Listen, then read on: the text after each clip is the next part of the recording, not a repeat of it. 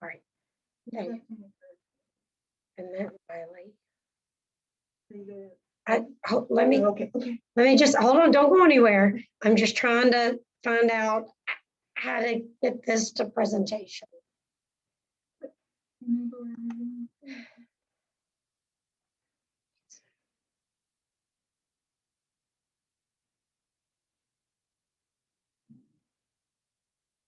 No, no.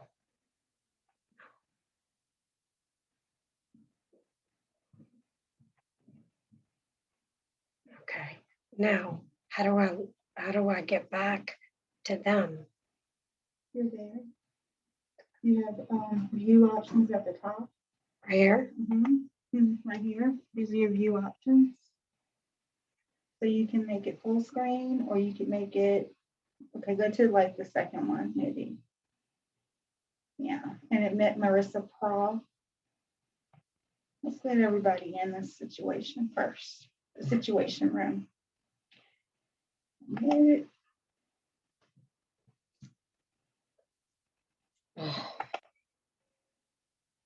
Can everybody hear us?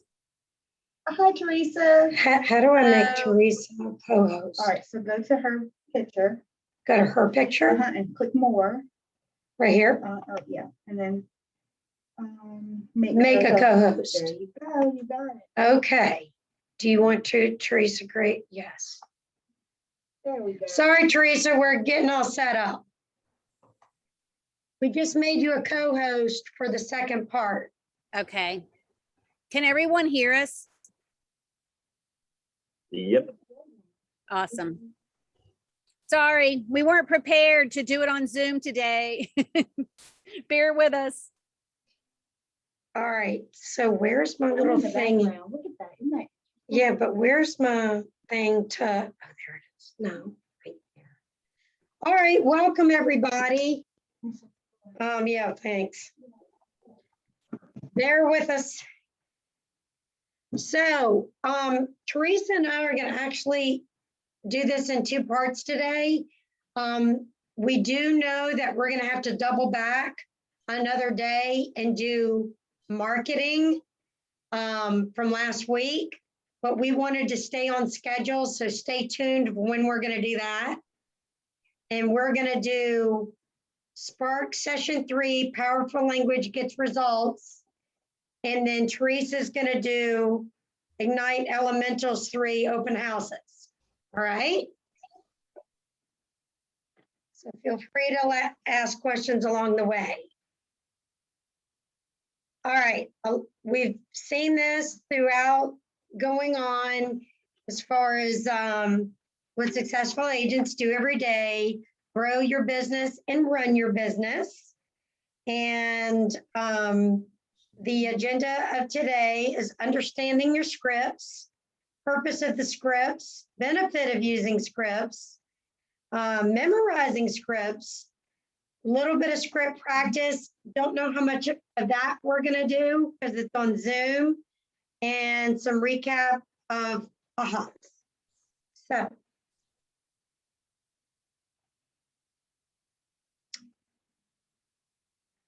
we are going to show buyers through Teresa, the open house part. That's going to be fun. That's how she made all of her money, right, Teresa? It was my first 7 years in the business. I never missed a Sunday open house. Yeah. Even when I was on vacation, I came home for Sunday. That is awesome. I just did one yesterday. It was actually pretty fun. Was that Nice. Riley? Yeah. And how did you find out? Was it on your own listing or? No, it was on the nets, and we had 8 people come through. 2 of them didn't have buyer's agents. Got their contact information, and yeah. That's awesome. That is awesome. And not only that, but we've talked a little bit, and I know that Riley has been doing his scripts. So we might have you share a little bit about that too. I like for y'all to share, because when you're doing something that's uncomfortable, you know, it helps other people do it.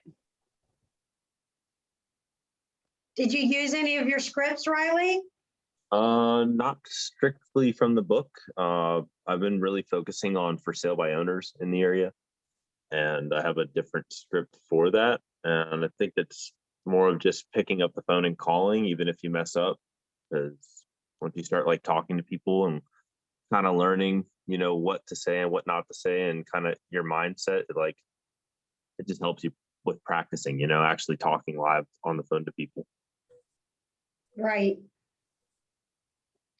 So, big picture, scripts help you lead generate, uncover motivations, identify objections, close deals, speak in terms the customer understands, and build confidence. Sid. Understanding the scripts, purpose. Did you find everything you were looking for? Go ahead, look around, and please let me know if I can help you. I see you're admiring the big screen TV. Are you looking to get one for the big game? So this is where you come in, Riley. Raise your hands. Well, raise your, I guess, virtual hand, or just come off mute rather, because it's hard to look for those virtual hands. Have you ever heard of any of those scripts that I just said? Does any of those sound familiar? Hey, Alice, can I ask a question? Does everyone have what we're looking for? Because when I open mine, it just shows me the Spark and Elementals. Like I don't have what you're looking at. They have their own student manual. Okay, wonderful. Okay. So scripts, keep in mind, scripts should be 100% customer oriented and benefit the customer throughout the entire conversation. Remove your limiting beliefs. What are limiting beliefs? How can a limiting belief hold you back from achieving what you want? Does anybody know what a limiting belief is? Yeah, like thinking that a house is like too expensive. So like you might not call them because it's, you haven't had a listing yet and it's too expensive. Okay. So the definition of limiting beliefs are negative thoughts or self-talk that actually hold you back. So turn to page 4 in your participant guide. See, Teresa, you don't have that, sorry. So normally we would pair up with another person if we were in person, but instead just look down and on part 1, just do this independently. On part A, write down limiting beliefs that have held you back when actually making phone calls. So there's like a 1, 2, and 3 there. And over on B to the right, for each of your limiting belief listed in A, record a way that you already have or plan to remove that particular limiting belief. We'll give you just a few minutes.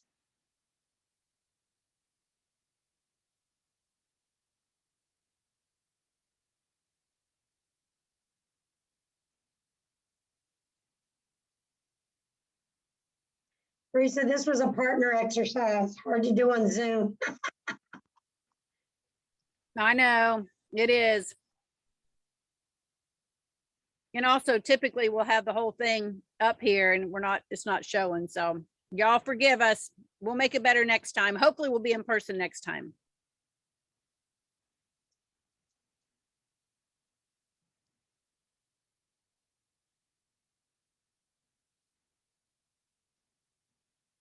All right, just take another 30 seconds or so.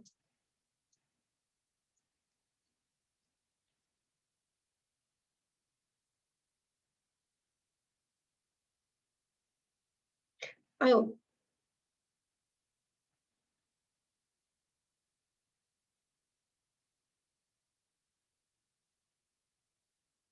All right, feel free to come off mute. And who would like to share their part A, writing down some limiting beliefs that have held you back when making phone calls?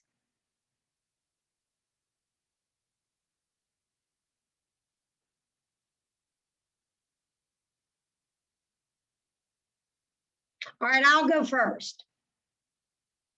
Fear of rejection. That is my number one.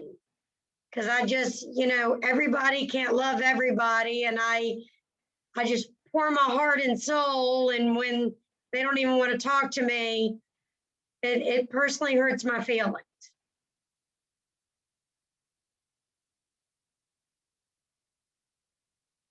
And then my plan for removing that limited belief is actually something you just said, Riley.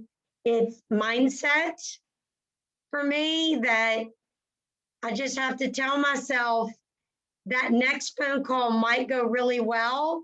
So if that one's not going well, it's okay. And just don't take it personally that everybody, for whatever reason, is, right now I'm recruiting. So everybody's not going to come to Keller Williams, even though I think they should. But just, I hate to say it, but it is in numbers too. Right? Could somebody name another one? Not knowing what to really say kind of holds me back, but reading the scripts has kind of helped me to know what to say to them. Yeah, it's definitely a great guide, isn't it? Yes. Anybody else? Gaining clients through like Facebook ads and stuff, and just connecting with a lead initially, kind of just such an unknown ground for me.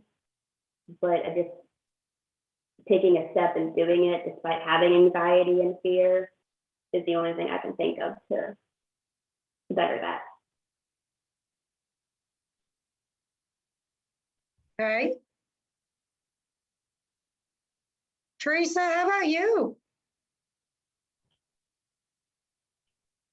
You mean as far as making the calls? And, every time I make calls, and some days I don't feel like making calls. And what I do is I first start with people that I know and I like, and I know they like me. So that can get you warmed up. I was talking to Riley the other day, and, and he said once he started making the calls, it got easier. You kind of flub your way through them at first, but eventually it does get easier. And one thing I want you to always remember, you're making a phone call to help someone.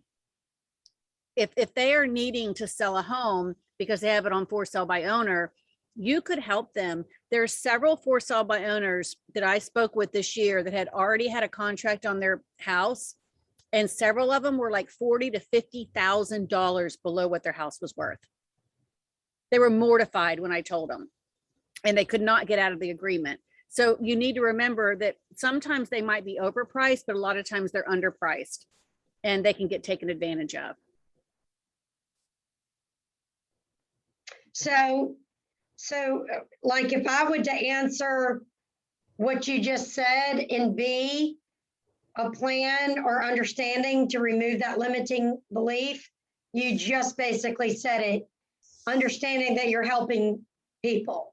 So you're not just making calls for you, it's making calls to really educate them in the value of their home, maybe. So. And they're often, you can actually increase it by the amount that your commission is, because they don't have it priced right and it's not marketed properly. And if you pull up for sale by owners and they have horrible pictures, they don't have anything properly done, this is a seller's market, so it's a little bit easier for them to sell their property. but things are starting to change a little bit and homes are starting to sit on the market a little bit longer. So that being said, they're going to need you more and more now. And so it's time, somebody's going to go out there and get them. It's time for you to do it. And here's another thing. What if they do sell their home themselves and you become their buyer's agent? Because if somebody's selling a home, there's a 90% chance they're also buying a home, and they can't buy the home by themselves. So, you know, remember that there's two different things there. And many times, once you establish that relationship with them, you'll be able to become their buyer's agent, even if they did sell their home on their own. Right. Okay. That was good. We're going to skip where you get with your partner because it just doesn't make sense right now. And we're going to go to understanding scripts. The benefit of using scripts, well, we got to understand them. So scripts build confidence in your job ability. Scripts allow you to stay focused on the conversation and in the present moment, kind of similar to what Annie said. Scripts allow for consistency in what is said and actions that agents take. So communication isn't about what they think they're saying, it's about what someone actually hears. Scripts allows agents to have rehearsed responses that deliver a powerful message in a way that customers will best understand, or it can allow agents to ask powerful questions in a way they will be able to quickly share the information their customers need to better serve them. So, what are some experiences you have had when using scripts, or what do you think is the most important benefit of actually learning the scripts and using them?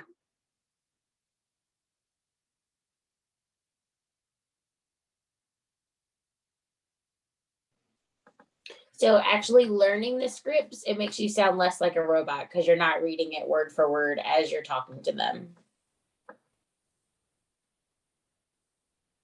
Hi, Marissa. Hi, are you? You're right about that. That is very, very true. Have y'all ever gotten a call? Well, I know y'all have, but have you ever gotten a call from a telemarketer and you can tell they're using a script and they're so focused on their script, they're not even listening to your response?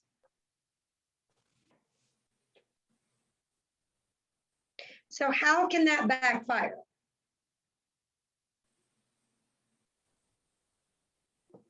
Because you sound like you're just calling, not necessarily to help them, you're just calling because it's your job to call them. It kind of makes it sound like it's not, I guess, heartfelt, that you actually want to know who they are, what they're doing, anything like that. It just sounds like you're doing it because it's your job. Right. So I'm going to share with It's not y'all personal. something. Oh, go ahead. Not personal? Yes, I said it's not personal on the form. You just kind of seem like you're using them as a transaction and not building a relationship. Right. So this morning, Teresa and I had a little snippet chance to chat about last week. And she nailed it. And she didn't even realize what she said, but I'm going to share. So she said, Alice, we didn't really finish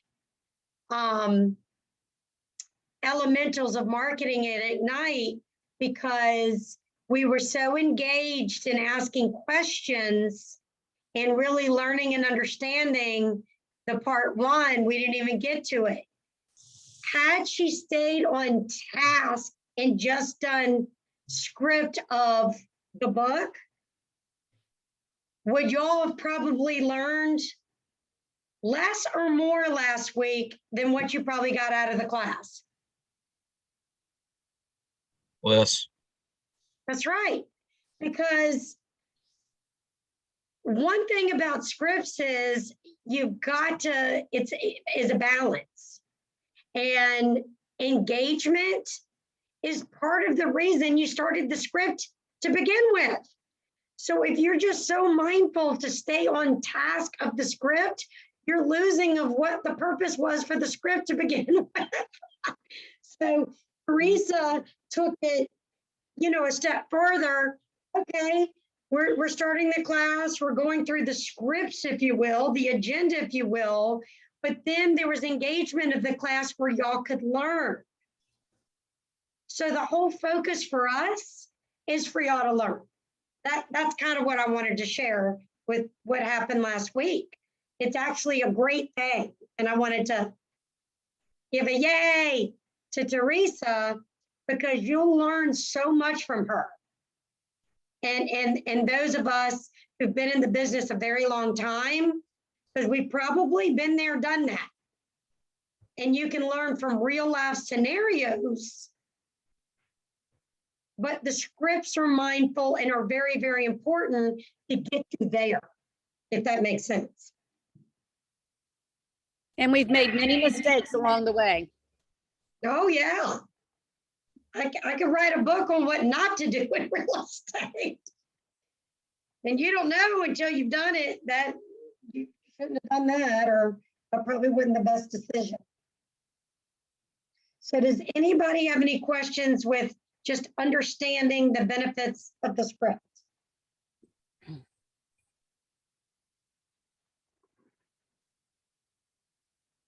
All right.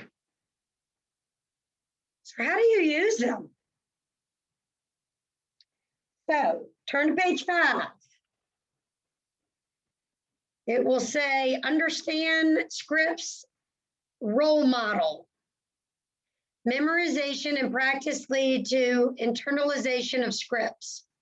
What are 3 negative consequences of failing to learn the scripts? Marissa already gave you number 1. You sound like a robot if you didn't learn them, you just read them. Somebody else said Tyler, I think, gave a number 2.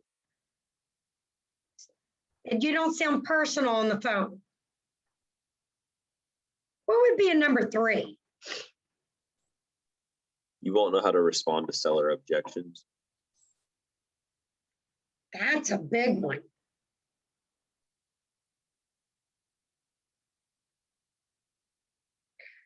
Okay, let me see if bear with me, guys. Let me see if I can get this video, okay? Hold on. Let me see how I can get.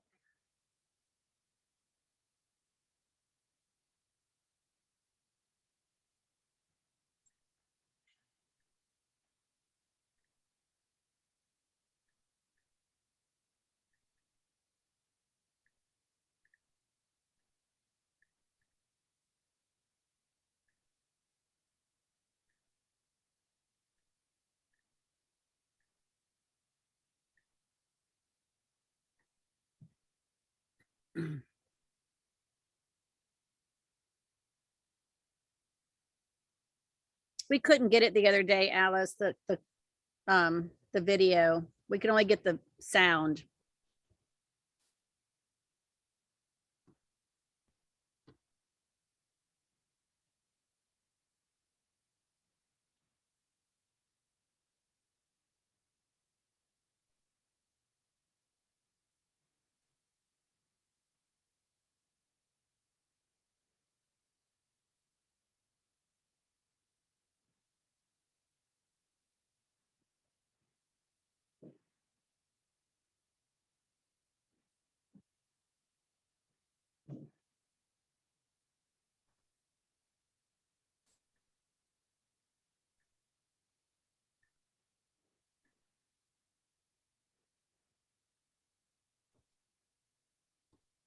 We lost Alice.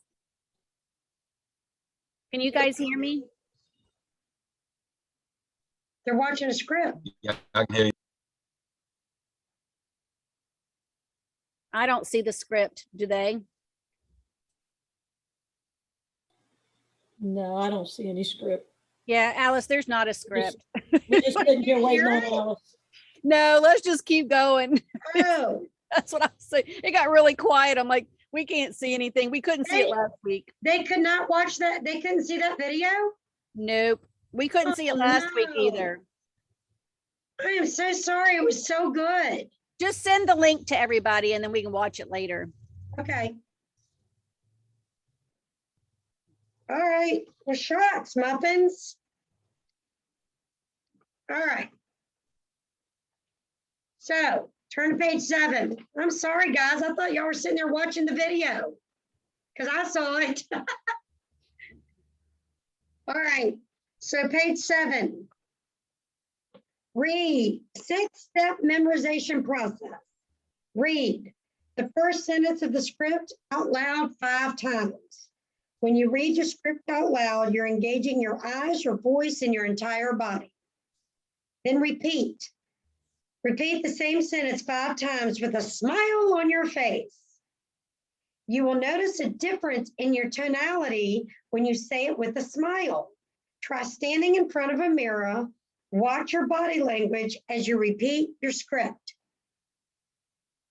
Just let you know, people can hear frowns over the phone. They can hear a frown.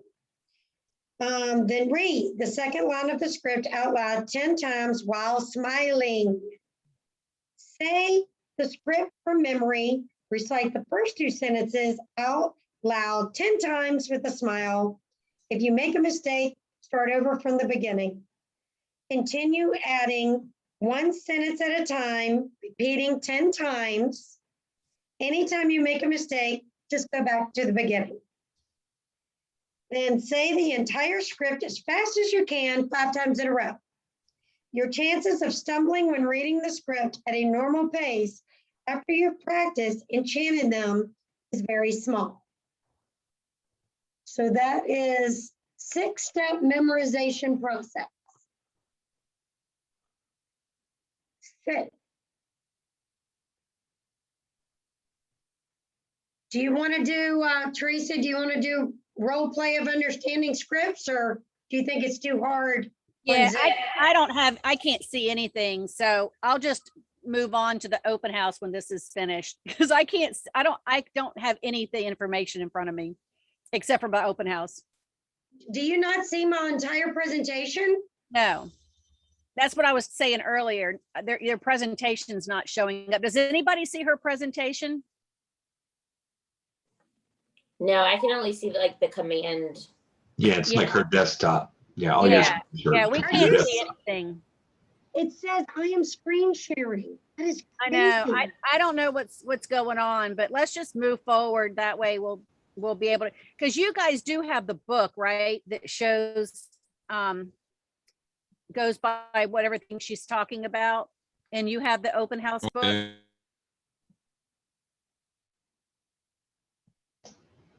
Yeah, I do. Okay.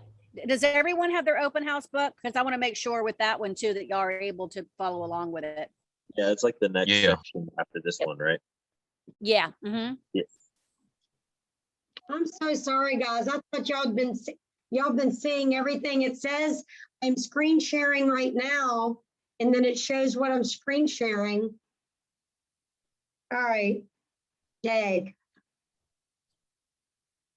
Okay, let me go through. I'm just gonna go to y'all's book then. All right. Goals to set your career on fire. Just.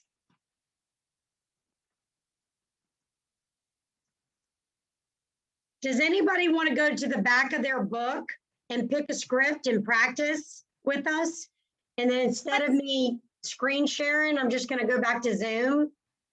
Yeah, let's do the practice scripts another time so we can focus on some of the other. I think we did a little bit of, believe it or not, we did some script talk discussion last week. We just didn't go through through it. And everyone has the scripts, but I know that Riley was saying that he didn't have a script for a for sale by owner. So we need to make sure that we share some of those as well. And we can email them to you guys. Hold on a second.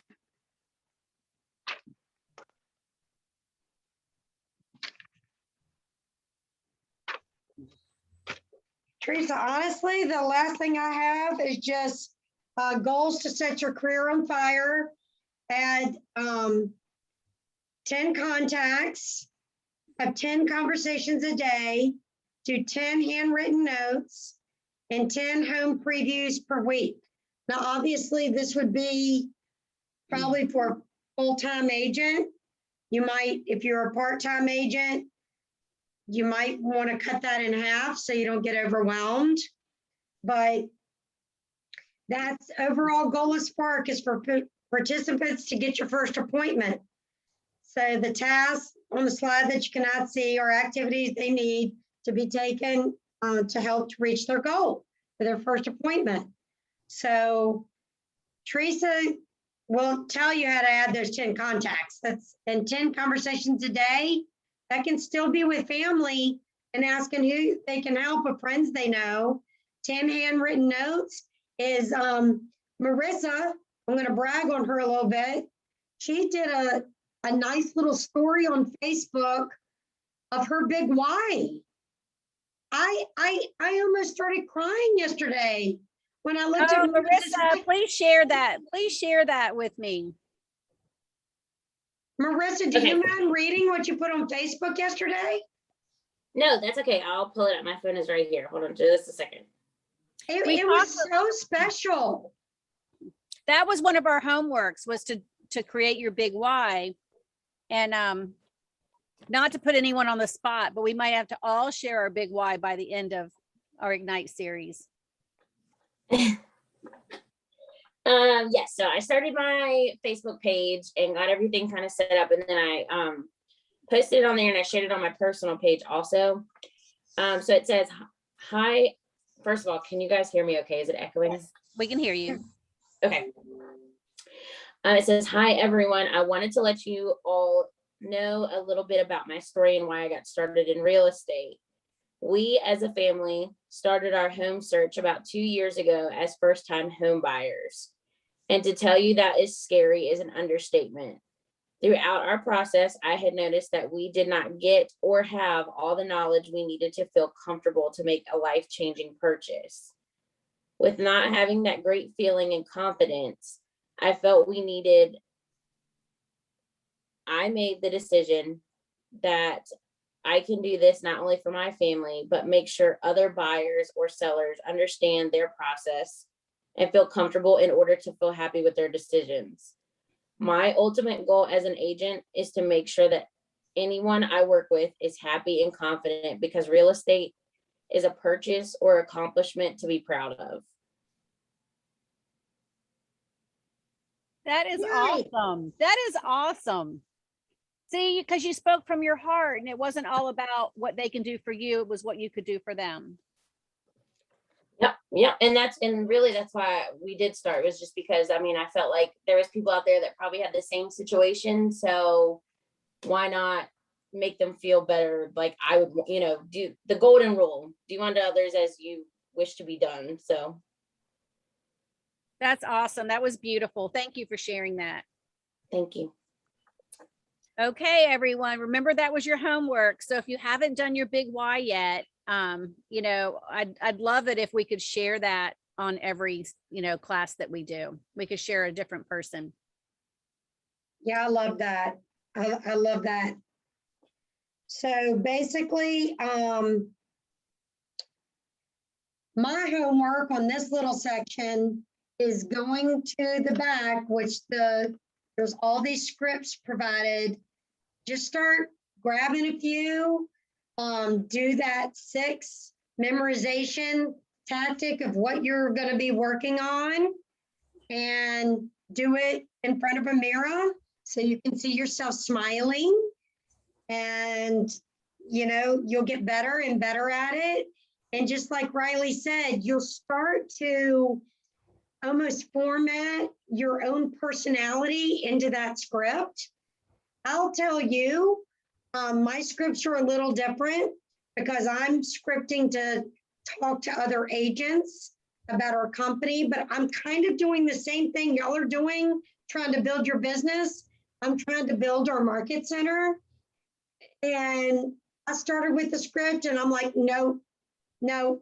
it guided me to get me started on what I really needed to focus on and say. But I had to mold it to my particular personality. And like Teresa said, the first few people I called the people that know and love me already. And I was like practicing it on them, and they're like, oh no, Alice, we know that's not you talking. So you might as well just be yourself. But I got some really good feedback from people I knew and trusted. And then they're like, Alice, honestly, just talk to us. Be yourself and who you are, and you'll already engage. And I guess I was sounding like a robot when I was practicing scripts. So you will, I still needed them to get me focused on what I need to be doing and saying, but then I molded it to my own personality. That's what I'm saying. So, Teresa, do you want to say anything else on that? Yeah, and the more you do it, the more those overcoming objections just come to you naturally. And practice on your parents, your siblings, your best friend. And, you know, and to be honest with you, it's really funny when you do it. You know, I mean, you'll have a good time just sitting there, you know, goofing around and saying these scripts, because eventually what you say is going to become your own words, but you're always going to be able to overcome objections. And that's what this is all about. And is getting that comfort, because if you never pick up that phone or you never approach anyone, you really cannot sell real estate without it. You know, you can't sell anything without it. And, you know, so you have to get comfortable doing what you're uncomfortable doing. And that's basically what it is. But remember, put your own personality into it, because that's why people love you. And sometimes you won't have a good time. I had a FSBO. She kept me on the phone for an hour yesterday, ranting and raving about how angry she was with every person that's ever interacted with her home. And she's a broker out of North Carolina. It's pretty miserable. Wow. Oh, wow. You know, it's funny you said that, because I have a woman that, one of my people on my team, and I worked with her, and she's from Arlington. So she's in Northern Virginia. And, you know, she basically had a realtor with Samson, which is another company, and she fired him the first day. And the one thing that she said was, she said, Teresa, she said, you, and it was Krista Layton, she said, both of y'all seem to work with me from your heart. And she said, he just worked with his wallet.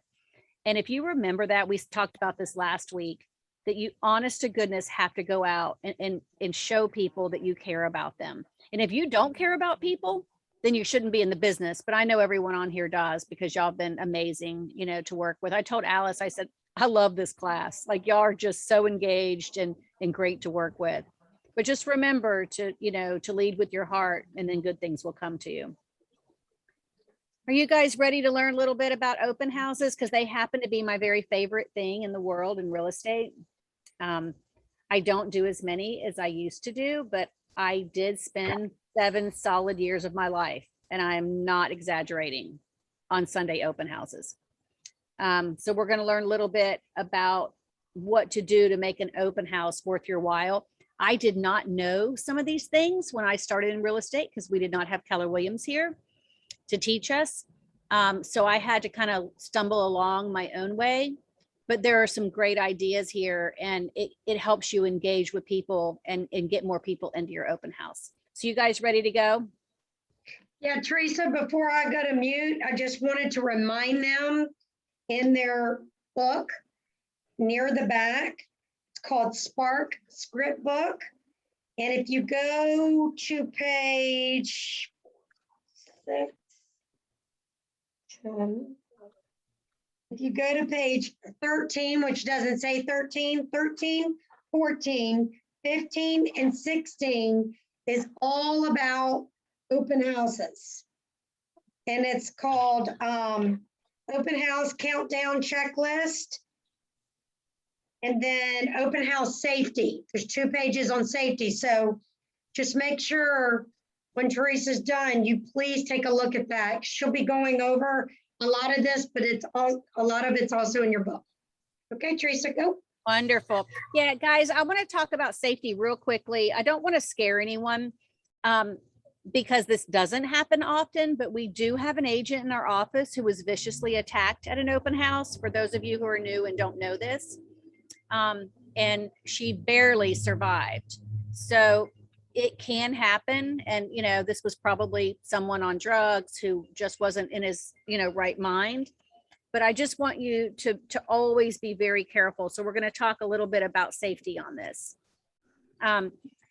So do I have everyone engaged here? Because I'm gonna have a lot of questions. So we're gonna talk a little bit about what successful agents do every day, and that's grow your business and run your business. And open houses, to me, are the easiest way to generate buyer leads. And what are most buyers going to do before they buy a home? They need to sell their home. So I would say at least 50 to 70% of all buyers are going to have a home to sell. So don't forget, when you're talking to your buyers about, you know, their home, the first thing you need to ask them is, do you have a home that you're going to sell? Because typically, if you're going to be their buyer's agent, they will let you be their listing agent. And a lot of agents forget to ask this question. So, and the other thing that I would do on open houses is I didn't plan like a 2 to 4 on a Sunday, which is the typical time. And most of my open houses were at that time because that's when people are used to coming. But I always scheduled a couple of hours after my open house. And most of the time I would have an appointment by the time I left to go look at someone's home. You know, and when they start getting a little bit nervous, when you ask, would you like me to come by and give you, you know, an evaluation on your home, they get nervous. They're like, oh, my home's not ready, blah, blah, blah. But just remember this, you know, if you're laugh with them and you're like, oh my gosh, I know, I can't imagine somebody coming to my house, you know, right now with my kids and my dog or whatever, and just let them know that before they get their home ready for sale, you would like to evaluate it. Because a lot of people will do things they don't need to do to their home to get it ready, and they won't do the things they do need to do. And we can talk a little bit about that, you know, as well. So, you know, a question for you guys, y'all have to answer me. Do you hold open houses to sell the house or to pick up buyers and sellers? I thought it was both. It is both. It is. So some people will say you never sell a house from an open house. I have sold many, many houses from my open house. And I think a lot of that is just, you know, you really have to evaluate the people that come in. But your other thing is you are going to pick up buyers and sellers from your open house. You're going to do both. You know, it's a great marketing tool, and you can tell your sellers that. Sometimes sellers are like, oh, I don't want you to do it because my nosy neighbors will come in, which we're going to talk about that in a minute too. You know, so when you are doing your open house, you need to let them know that, yes, there are going to be people that come in that aren't going to buy it, but you also have the opportunity to market it. I'm going to skip ahead a little bit and talk about those nosy neighbors. Do you know that neighbors are very likely to want to choose their neighbors? Good example is there was a house down the road from me that was for sale, and 2 of my neighbors reached out to me and asked me if I would show them that house, and it was for family members. So don't underestimate those nosy neighbors, and explain that, you know, to them. So that gives you the opportunity to door knock, which we're going to talk about here in a minute. So your goal is not only to sell the home, but it's also to put your path put yourself in the path of opportunity. And just like you said, Riley, that you did your first open house and you did meet 2 people that did not have an agent. So the benefits of an open house, especially for people starting out, is it's very inexpensive to market an open house. Back in the day when I started, we didn't have technology. Gosh, it's embarrassing to tell you how old I am, but we didn't have technology like this, and we had to put it in the paper. I mean, think about it. Every time I marketed an open house, it was like $500. But now you don't do that. Everything's social media, and your marketing is online. So you also have, you know, a high return on investment for the exposure for your open house, and you get qualified leads just from one listing and productive ways to meet buyers and sellers. It is the easiest way you will ever meet people. I'm telling you, they walk right in your door. You know, it's like having a retail storefront. So you really want to focus on open houses. If you can't do them every week, I need everyone to tell me that you're going to try to do them twice a month. And it's 2 hours out of your day, but you still have the hour before that you prepare, and you have all week you're going to prepare, but you need to set up a time afterwards. Don't say you're going to pick up your kids at 4:15. It does not happen that way. And just so you know, they love to come last minute. But you don't want them to feel rushed out of the house.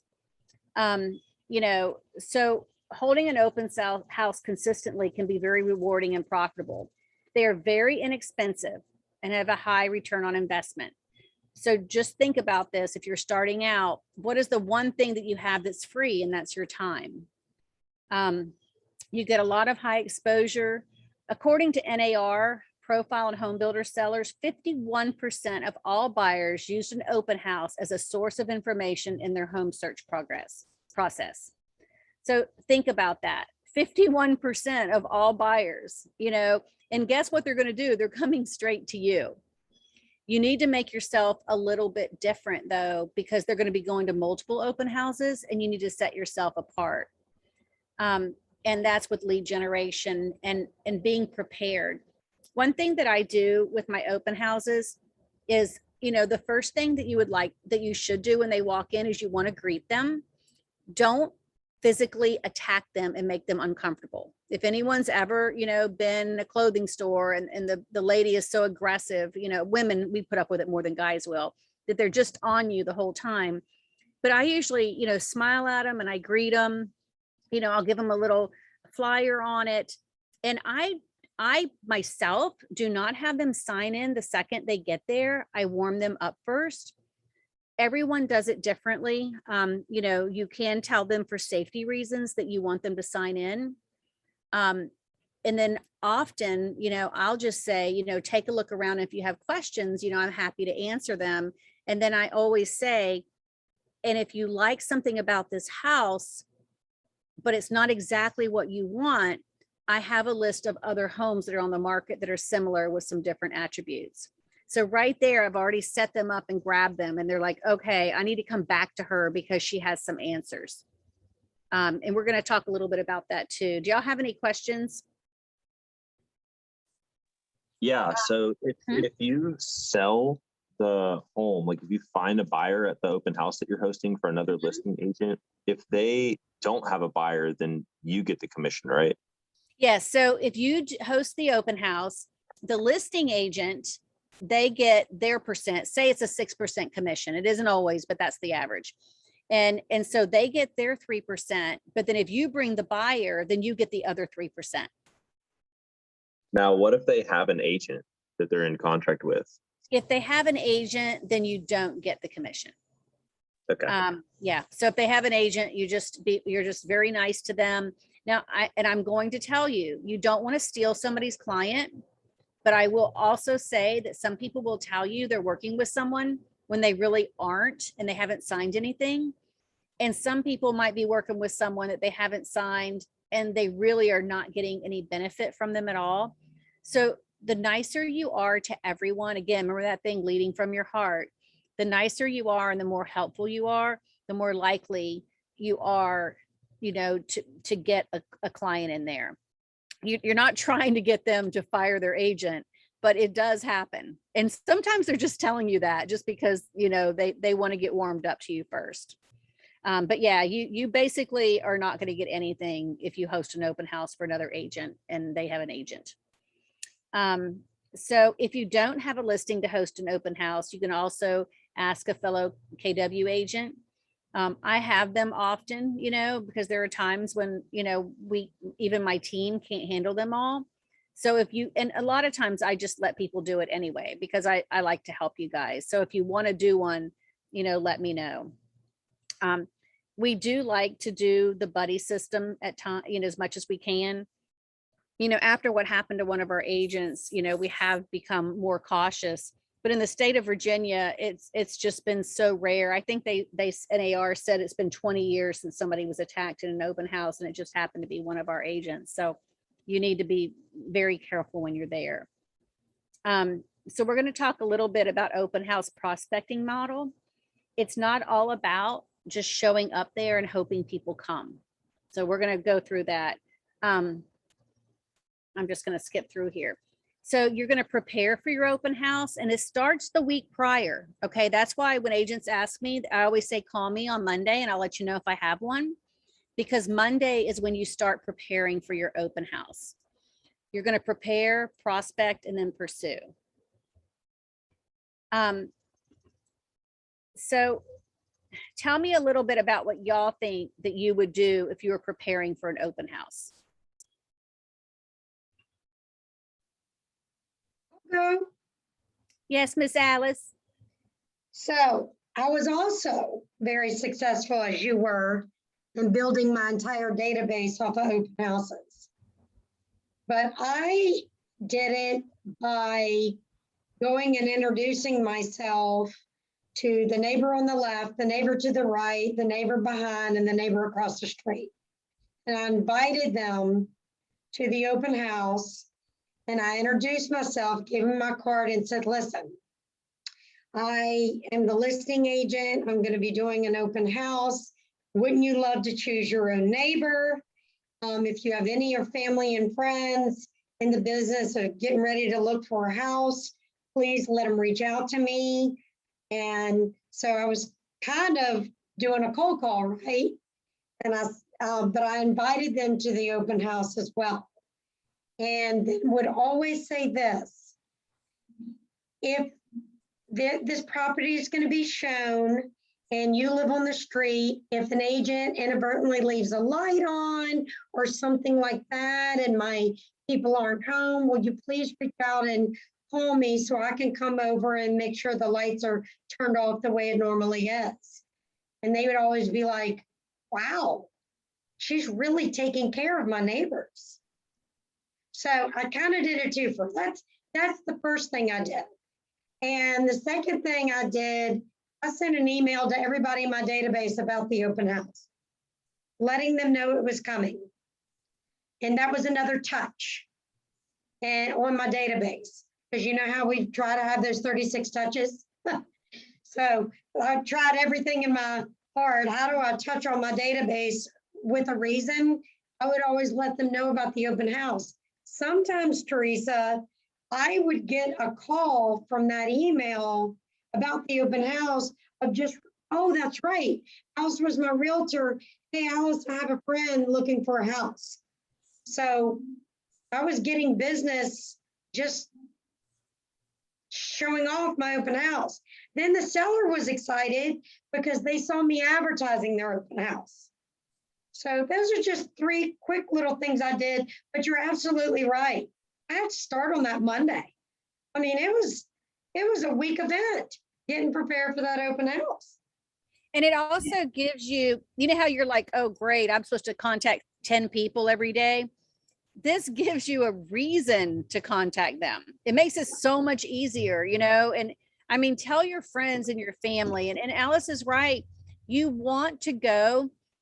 They used to say, you know, knock on 100 doors. I think knocking on 25 doors is a way simpler way to, you know, event. But knock on those doors and you can actually do your open house early for the neighbors. Maybe start it at 1:30 instead of 2 and just tell them you're going to have, some cookies and some snacks for them to come in and see their neighbor's home. And I'll tell you why neighbors like to see neighbors' homes. Most neighborhoods, the homes are very similar. They're similar in size, similar in age. That's how neighborhoods were created. And they want to see the competition. And then because in their minds, people are always thinking about when they might sell. And they may not even have a plan to sell. But then when they see the neighbor's house sell, then, that gives them an idea. Well, I saw the inside. I know who that realtor was. Don't forget to give them your flyer with your information on it. And the other thing too, is does everyone have their app set up? Has everyone onboarded with Shalaya? Does anyone not have their app? I don't, not yet. I was supposed to go in tomorrow, but with everything going on, we scheduled for next Tuesday. Okay, wonderful. The app is really a great tool. I don't know if y'all can see this, but I just want to show you something on it. I'm gonna pull it up real fast. So I'm gonna turn it around. Tell me if you can see this. Can y'all see this right now? No, It's blurred out. Oh, darn. There is, it'll say list on it at the very top where it says put in the city address and school zip. There's a little teeny arrow up there. When you push that arrow, the arrow brings you to the location you're standing in.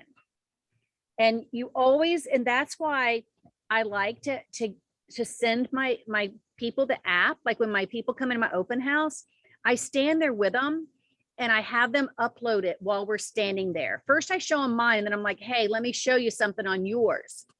And when I push that button, it pops up like right now where I'm at, there's 1, 2, 3, 4, 5 houses around me that are for sale. And then I show them, when you click on this, it's going to bring the entire information up on that house. And so as they drive around, I don't care if they're moving to Kentucky. If they push that little button in Kentucky, it's going to do the same thing for them. It makes you a little bit different and stand out, and let them know that your app is immediate, unlike realtor.com and Zillow and some of those take a little more time to get on the market. Yours is immediate, so they'll know first. But people will enjoy sitting there playing around with that. But they won't like the app if you don't show them that arrow, because the arrow is the cool part. So as they're driving around looking for houses, they can keep pushing that arrow and it's going to pop up the houses. They can go by and look at it and just tell them to call you if they drive by one and see it. And make sure you tell them to call you and not the listing agent, because you will represent them. And you do not charge a fee to represent them. The listing agent does. So the app is wonderful, if you use it. And we're going to talk a little bit about calling to promote your open house. Remember the Telephone Consumer Protection Act. But I did want to let you guys know that when somebody signs in and contacts you, like they sign in on Facebook or they sign in, to one of your promotions, when they do that, they're granting you permission to call them. Now, it doesn't mean you can call them 10 years later, but within that year, they're granting permission. It's just whenever you're calling the neighbors, that's a little bit different. And of course, it's not like you have all their phone numbers either. That's why knocking on doors is the best way. And when you knock on their doors, you don't have to just, be there and drive them crazy, because guess what? You're not trying to sell them anything. You're just inviting them to one of their neighbors' open houses to see it in case they have family or friends who are looking. So once you've made the decision to host the open house, promotion starts a week out. And here's how to set yourself up for the open house success 7 to 10 days in advance. Can y'all see any of this in your book? Alice said in the back of your book, it has that guide. This is why we need to be in person. So on Monday, you select your open house location and time, or volunteer to host an open house for someone in your market center. I will tell you this too, this is a little bit outside the box, but if you own a home and you've thought of selling at some point, and you could put a really aggressive price on your own house and market your own house, but you have to sell it if somebody brings, if you think your house is worth 250 and you put 300 on there and somebody offers 300, you're selling that house. So you can also, market your own if you're serious about buying. So give an example or best practice. Like, let's think about selecting your neighborhood to host an open house. Where do you live? What is an area that maybe you thought about targeting? We talked about targeting neighborhoods last week. That was another one of our homework assignments, is to find a neighborhood that you want to specialize in. Tuesday, you're going to post online. And does everyone have Facebook? Facebook is the best place. Instagram, Twitter. These are good places to post your open house. Generate your call list.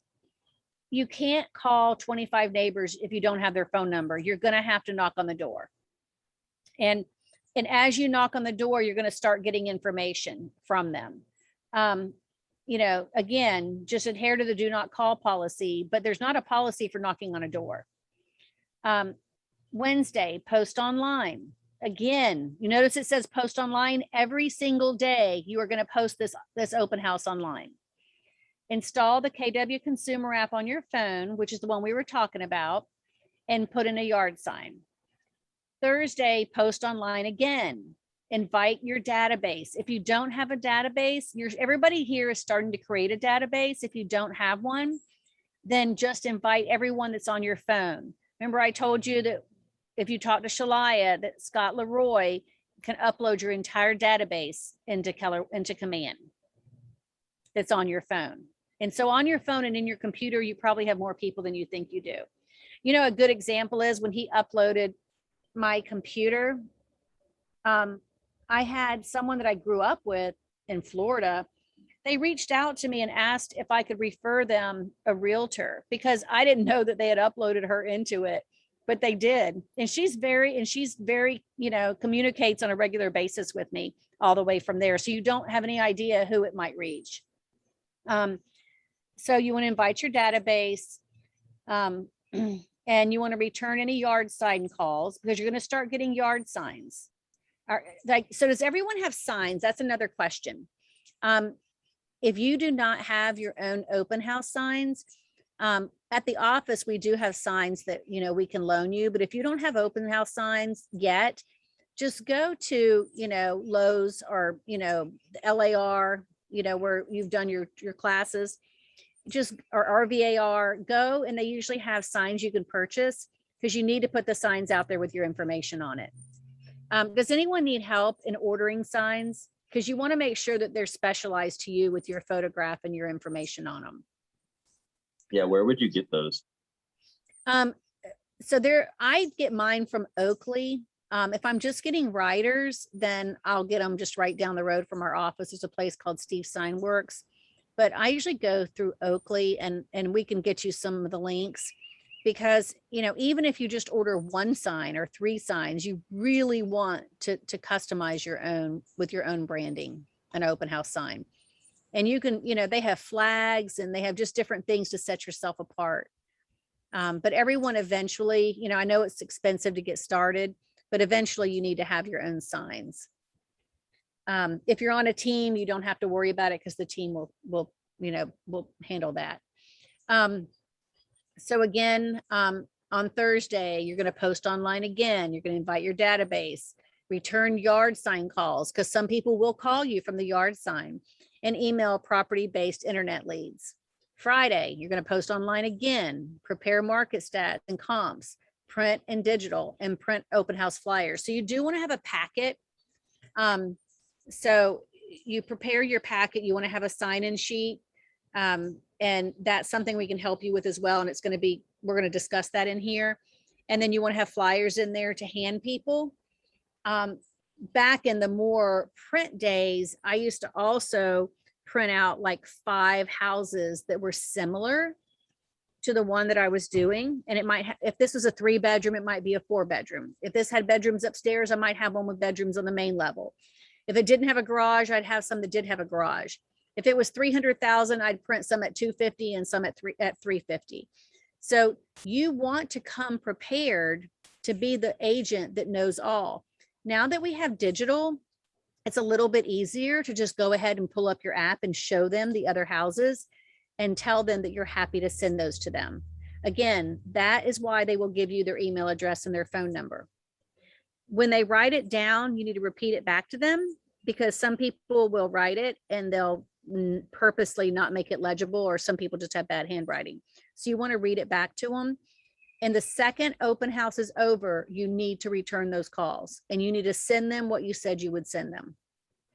Because that'll be the first thing that they notice, is that you set them up. And you can set them up on auto prospecting. You can find out what they want. The main thing is, don't try to be pushy, but try to ask them questions so that you're trying to help them. If they see you're trying to help them, then you won't have a problem at all getting their information. So Friday, we just talked about that. And then Saturday, again, you're going to post online. Then you're going to put your directional signs out. I do those on Friday. But the directional signs are important because just because you have an open house sign in front of the house, you also need to have directional signs that show people how to get in from different directions. And if there's a nicer route in than another route, maybe on the same house, I always do the nicer route.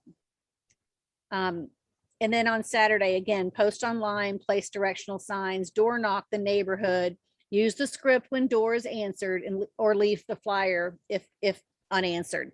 You can write a little letter on there to them, just a little note, you know, hey, I just want to invite you. This is your neighbor's house. I thought you might want to see, you know, if it's something that would fit one of your friends or neighbors or family members. But you're not going to offend people. That's the one time that I've never had people rude, is when I'm inviting them to their neighbor's open house. So what would y'all add to this list if you were going to be doing an open house? Is there anything you would do differently or in addition to?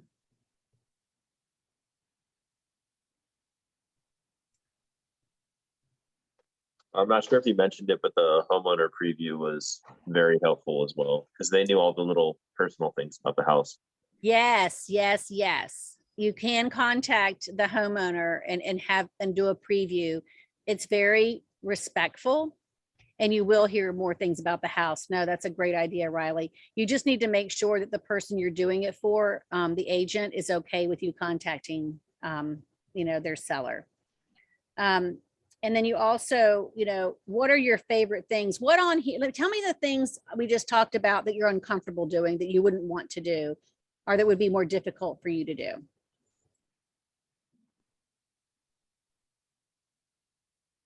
Who all's on here? Y'all are awfully quiet when we're on Zoom. Reading back their names and stuff, I don't know. It feels like, just thinking about it seems kind of awkward. At least the way that my open house went. Yeah. I had them sign in like right when they got in. I told them for security purposes, you know, that listing agent asked for them to do it. And then I've got chicken scratch that it's pretty much, I can't read it. So Yeah. That is having them read it back, because they do. And plus, you know, some people are just going from open house to open house. Something else that I'll say to them is, you know, once we get to talking, it's so funny. Like, sometimes when you leave them alone, that's when they come up to you. You know, they're like, hey, I just had this question, you know, or, you know, I'll even do a questionnaire that has some questions on there. And I'll basically say, hey, this is going to help me. You know, would you do me a favor? Would you fill out this questionnaire? And you can put things on there, you know, what are the, you know, the things that you love about this home?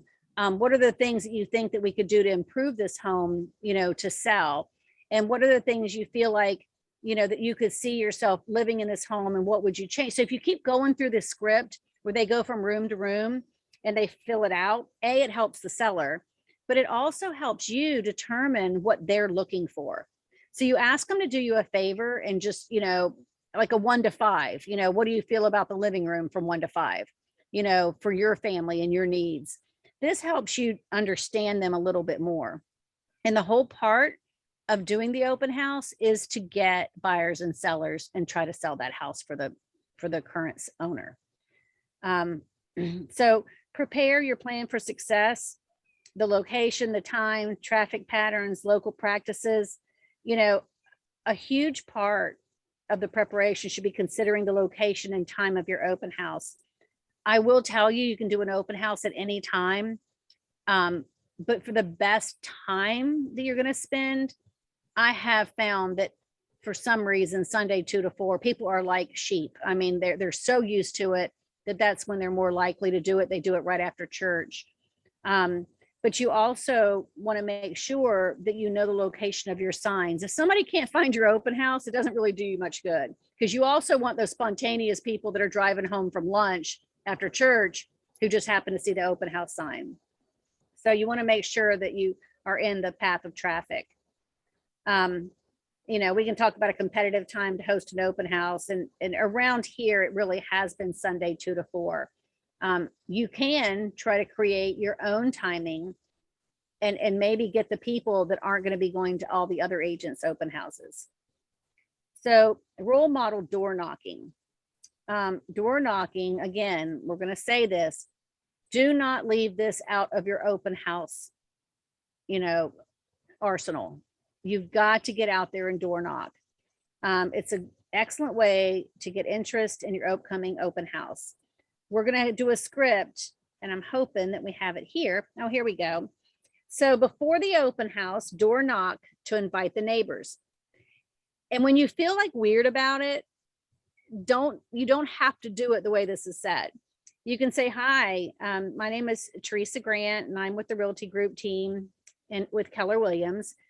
I'm here. When it says I'm at your door, can y'all see this, or is it just me? Can't see it. Okay. It says I'm at your door, which seems strange, but you could say, I'm here because, John Smith asked me to invite you to the open house at their home down the road at blah, blah, blah, Sunday from 2 to 4. Feel free to bring someone with you from work or a friend or relative that might be interested in buying in your neighborhood.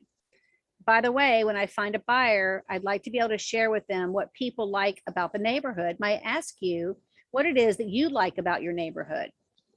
Well, everyone's going to tell you what they like about the neighborhood. Wonderful. If you were to move, where would you go next, and when might that be? Again, you can change that wording around. I don't like the way it's worded. And where might that be? I think that sounds weird. Some people might like it. But this is, I think that this is in your book. Alice, can you look in the back of yours to see if it's in their manual? If not, it's a great one, and I want to make sure you guys get it. Because you can change these words around and retype them and read them over and over. It's really pretty simple. You're inviting them to the house, but the main thing is asking them to bring somebody with them. And you'll be shocked because they will bring people with them. Here we go. Starting on page 5, there's many more open house scripts in the Elemental script book, starting on page 25. Do they have that, Alice? I am looking at their books right now, and I do not see it. Okay, so this is going to be mine and Alice's homework. Alice, do you mind writing this down? We are going to send you guys the Elemental script book. It might be back here. Hold on. Yeah, and it might be just on command, but we're going to download them. Would y'all like us to download and send these to you? So you have Yeah. them? Yeah, that'd Okay. be great. We'll send them to you. So is anyone here, and y'all don't be afraid to say so, feel uncomfortable knocking on the door before open house to invite people? I don't, but I've only done like 2. So think about this. I think what this is trying to teach us is that every day for you to be successful in real estate, you've got to get outside of your comfort level. You've got to get out there and talk to people, because whether it's you're doing an open house or you're doing something else, every day you need to find a reason to get out there. I mean, it doesn't mean you can't take a day off, but in the business where we are independent contractors, it's very easy to say you're going to do it tomorrow, and then tomorrow never comes. But if you get up and you get dressed and you get ready and you go out and knock on a few doors, you kind of get the momentum going. And an open house is the easiest way to do it. It just is. I think it's easy because people love to go to open houses. So they're not going to be, as shocked that you're at their door. Teresa, I found it. Did you find it? Their book, they have a Spark script book.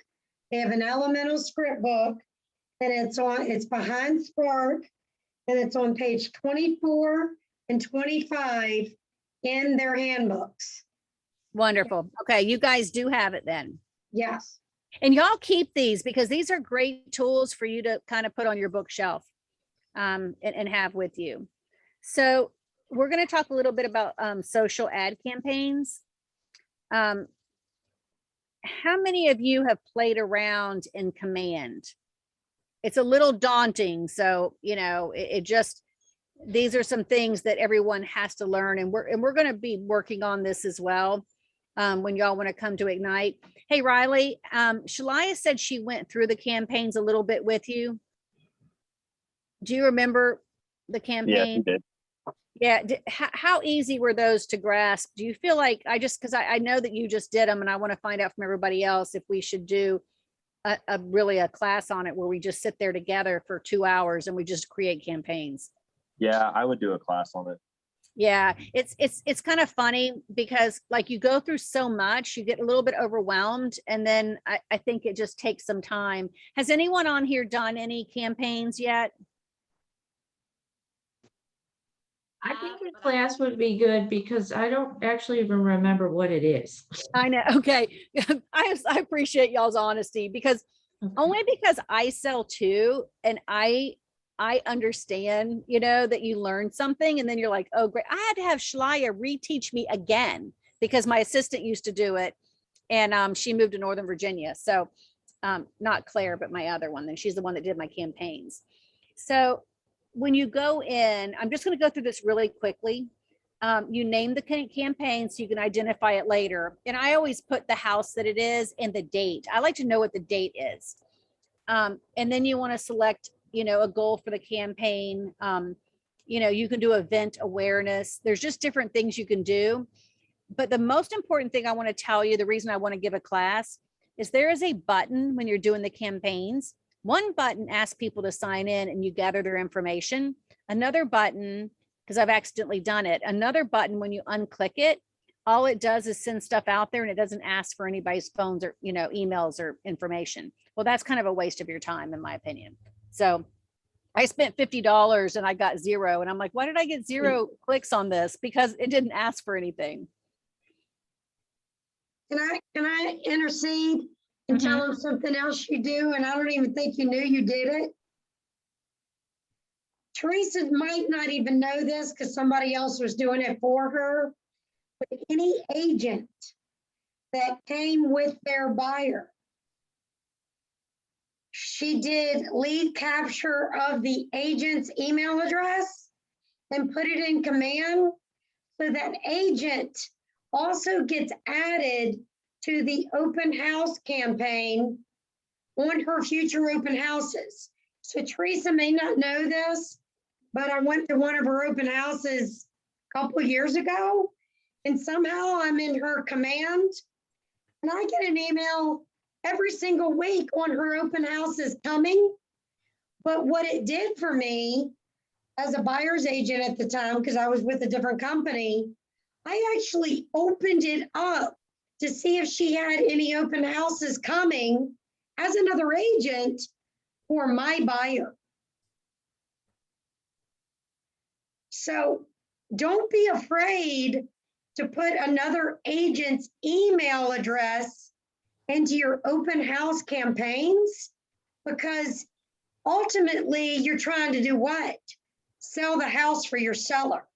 Yep. Not all about dual commission. You're trying to sell that house for your seller. I'm telling you, my husband is on it. He's an agent. He goes, Alice, check out this house. Teresa Grant has an open house. We're looking at Teresa Grant. I work for her and we're looking at her open house emails. He's on it, I'm on it, because he has actually been to one of our open houses. Yep. You lead capture other agents. It's brilliant. It is brilliant. Because they have buyers, and eventually you guys are going to have your own listings, and you're right, Alice. It's just something you don't even realize, that you just want to capture them. Everyone that comes through, you want to capture them. And so you're going to start, you want the agents to see your listing. So you want to set a goal for the campaign. For open houses, you can choose event awareness. You do want them to be local. So a lot of times I do my campaigns, like I've noticed, just so y'all know, in Manassas, I did a campaign. I got 76 leads in Manassas, and I did it on a Thursday, Friday, Saturday, because that's right before the Sunday open house. So I spent $50 and I got 76 people. So New York was another one. I got 46. Those are great areas when you're trying to promote a listing, and it doesn't have to be one of yours. You can promote another Keller Williams listing as long as you ask them, but you want to make sure you keep it local for your open house. You can do a virtual open house while you're there, so get there a little bit early. This is where some of you are going to be like, I am not getting on that camera, but get out there and talk about your house and walk through that house and show them the house. You can say hello to them and flip the phone at the beginning and just, hey, I'm, blah, blah, I'm Cindy Hughes, and, I'm here at my open house. I'm so excited that you're joining me. And then go through the house and show them and practice this, because then you put it on your social media or you send out your open house, and then you can send it out to other areas. That's when you go to New York or Manassas or Arlington or some of these other areas where people are moving from. And we talked a little bit about this last week, where there are certain pockets of the United States, maybe they were high COVID pocket, they're high crime pocket, they're, whatever it is that people are moving out of. And some of them, if they've ever Googled our area, that's how Google syncs up with the Command Facebook. And the Command Facebook leads they do work better than regular Facebook leads, because I've done them both. That being said, you'll get a lot of them that aren't any good, so you have to weed through them. I have algorithms in the Command Facebook.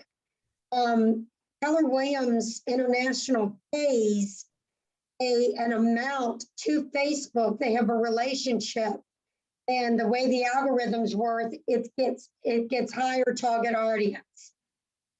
And you can't pay enough out of yourself to get those algorithms that Gary has paid for us to be able to utilize that, because it's a lot of money.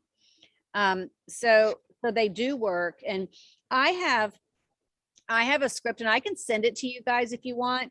And because I call, text, and email, but I have my little set thing that I say every single time, and I just copy and paste it, and I add their name on it. That way, I can quickly send this out to everyone. The other thing is choose the social media platforms that you want to market your ad. And again, set up Instagram, get a business Facebook page. I think most of you said you did get a business Facebook page. If anyone's having trouble with that, just because they've never done it, let us know, because you will need to have that in order to market Facebook. Does anyone not have it and would like to meet to put that together?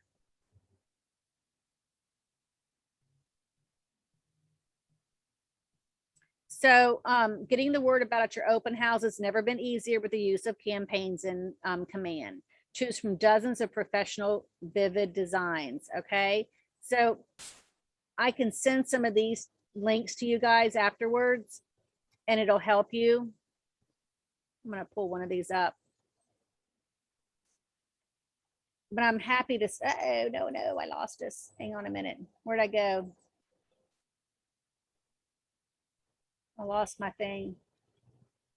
Oh, here we go. I can send those to you as well, just to let you know, because if you have any questions, if you go into Command, there's a lot of videos, and there's some really good videos of agents who have had like 10,000 people view their video, their open house video, and they'll tell you how to do it. It's really interesting.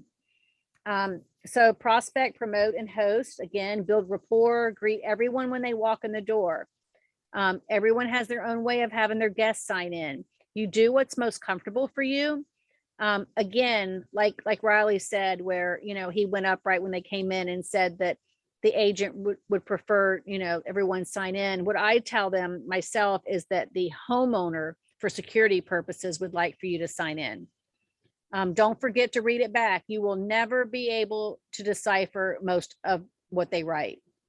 I also ask them, I'll make a joke with them, and I'll be, look, I promise you, I'm not going to drive you crazy by calling you every 5 seconds. And some people will laugh and be like, it's okay, you can call, so if you kind of just warm them up and just be yourself, and they're usually more likely to sign in.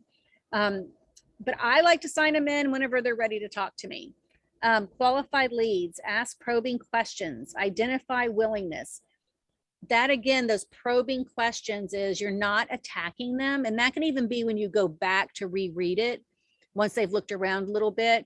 you can ask them for help, just say, hey, I'm trying to help the seller, because if you're trying to help that seller, then that means they know you're going to try to help them if they listed their house with you, and ask them to share what their thoughts are on the house, the good and the good things and the things that won't work for them and the things that they feel are really deal killers. And don't be afraid to ask them. People love to give feedback. I'm telling you, if there's one thing they like to do, they love to give feedback. Provide value, show them a neighborhood snapshot. Has anyone done the neighborhood snapshot? I probably can't show you how to do it because it was blurry. But if you go into Kelly, and I don't know if everyone has done Kelly, but you can actually go into Kelly and you can say neighborhood snapshot. And usually she'll pop it right up. Let me see. Whoops. Neighborhood snapshot.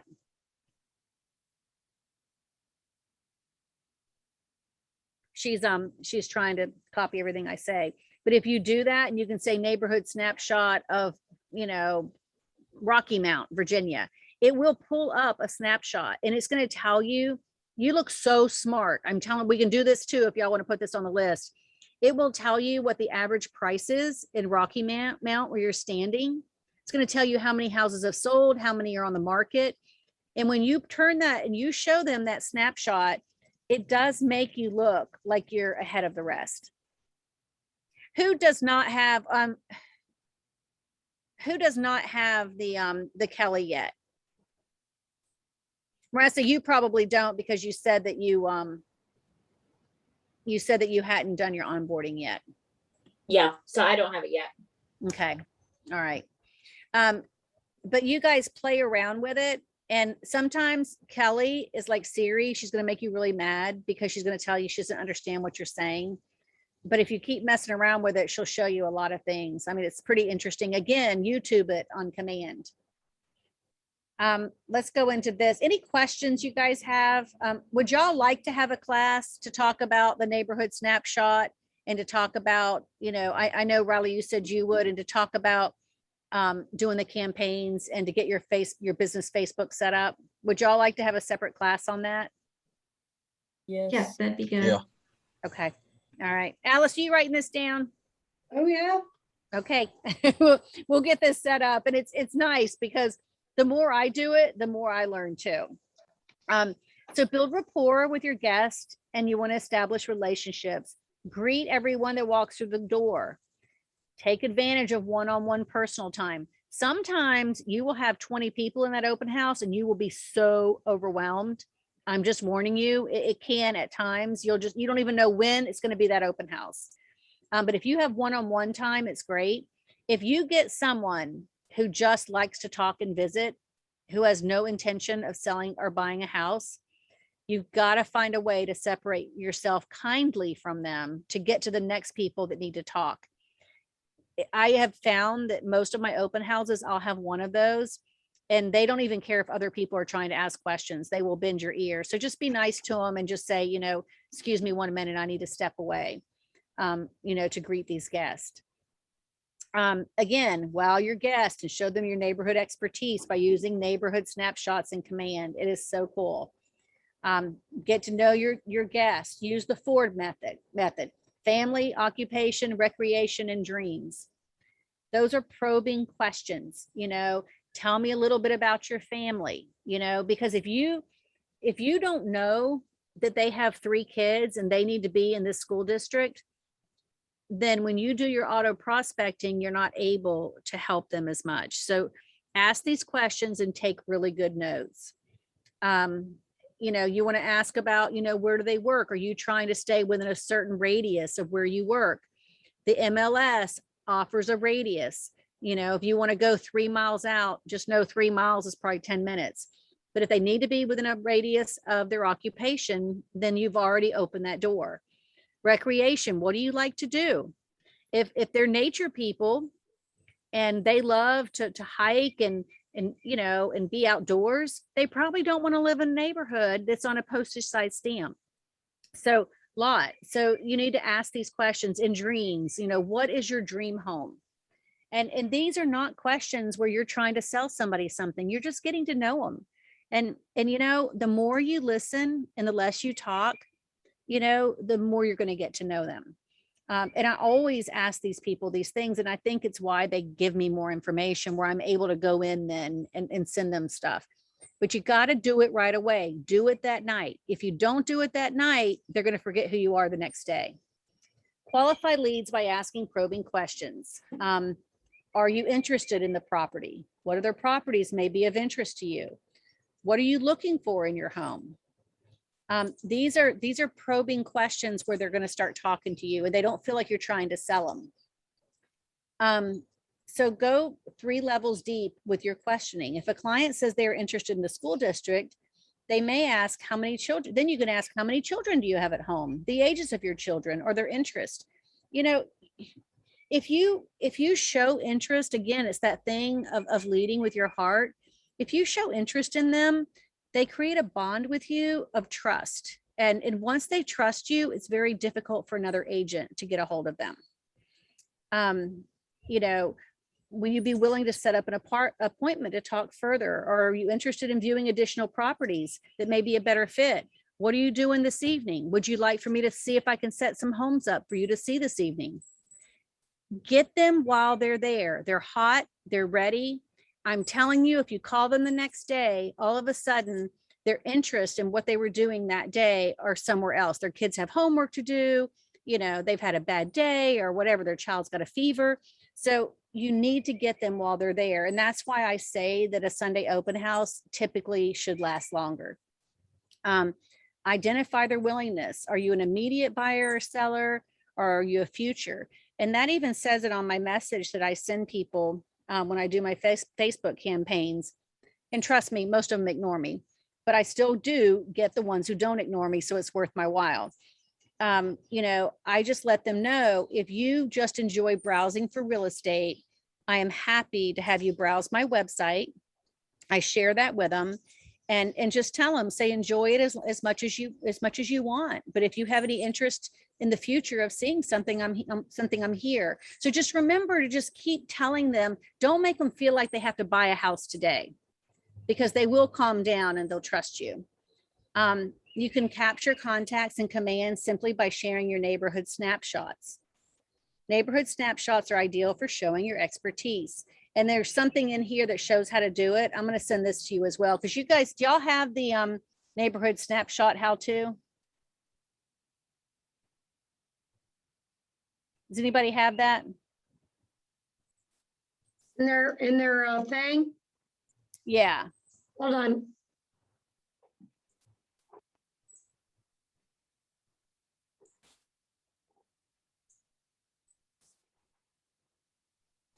Because it'll show you how to do it. And it does. It's like when you send it out to them, it just looks so smart. Here's another thing too, elementals in the open houses, capture the lead. You can look to where it's in there and it shows you how to add a new contact. And at that point is when you can send them the information. But you Do you want want to see where it's how to on neighborhood snapshot? yeah, see if you can find that. It's not in here. Okay. So we will also, Alice, you want to add that to our class? Because we're going to learn how to do that. Well, yeah, I have a whole thing on neighborhood snapshot. Oh, you do? You have a Yeah. class on Ignite class? No. A class that we're gonna do. Yes. Yep. So I think that's a good one. And then also your, you know, and we're going to learn auto prospecting and RVAR and LAR as well. So some of these things we've just got to do hands-on together. And I feel like these are the fundamentals that you have to learn, because if you get somebody in there who tells you their parameter of what they're looking for, you just tell them, and this will make them give you the information. Say, would you like for me to set you up on auto prospecting in the MLS? You will get the homes that come on the market that fit your criteria before anyone gets anything on Zillow or Realtor.com. 90% of the time, they're like, yes.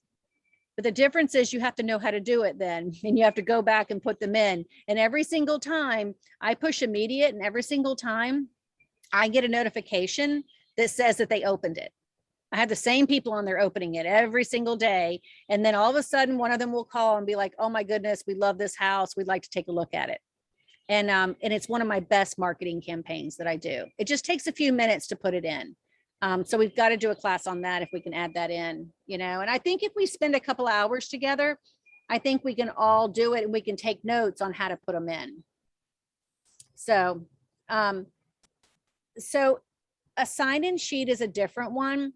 You can also do, you know, the KW consumer app with them on the spot. That is going to grab their information where you could read it and it puts them directly into your database. So that's another one that is a lot easier to do because when they put their email in, you can actually see it. And if you're standing there and they have their phone and you're showing them how to use it, you're going to get the right phone number and email. So that's very important. If you need an open house sign-in sheet template, again, there's a toolkit for that in Command that we'll get you to, and you can customize it for yourself. There is also, has anyone seen the listing presentation in Command? Has anyone not seen it? Not seen that. Okay, there is a listing presentation in Command. It is awesome. You can remove things you don't want in there and you can keep the things you do and you add your information. You put your own picture in there, you put your own email, your own contact information.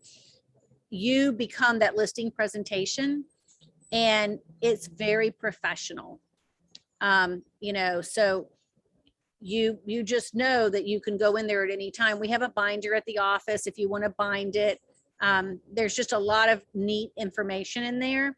I pull some stuff out because I don't like my stuff to be too wordy. And there's a couple of things that I don't do for them.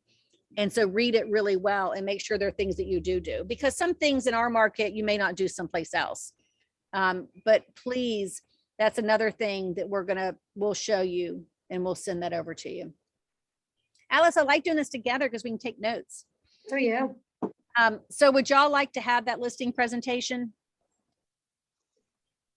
So you're You're prepared? saying a class on the listing presentation? Yes. Would y'all like to have it? Because it's really easy to do because once we're in the class and we're doing these other things, we could just pull that up real quickly and show you where it's at. And it's easy to do. Once you have the link, you can customize it yourself. Yeah, because I was looking at it and then I couldn't figure out, like you said, some pages are wordy. And then I couldn't figure out like, how would I just take this whole page out? And so a class would be good. Okay. Yeah. Because you can actually kind of click on them, the ones you want to print. Because yeah, there are some that are wordy and I don't like them either. I just, we'll have Shalai in this class too, so that we're all going around and talking to you. So if anyone has questions, we're there. And then create the neighborhood landing page. Again, this is amazing. You know, that's one that I just want us to be in there so that y'all know how to use it. But we need to be together. I mean, it's just so much easier to have several of us there teaching you at the same time so that you can have hands-on. You know, a great chance to leverage KW technology is to ditch the paper sign-in sheet and create a landing page for the property you're holding. That's what I want to show you how to do, is to create, I'm going to take a picture of it too so I remember, is to create this landing page for the open house that you're in. You can read people's handwriting whenever it's typed in a lot better than you can when it's written.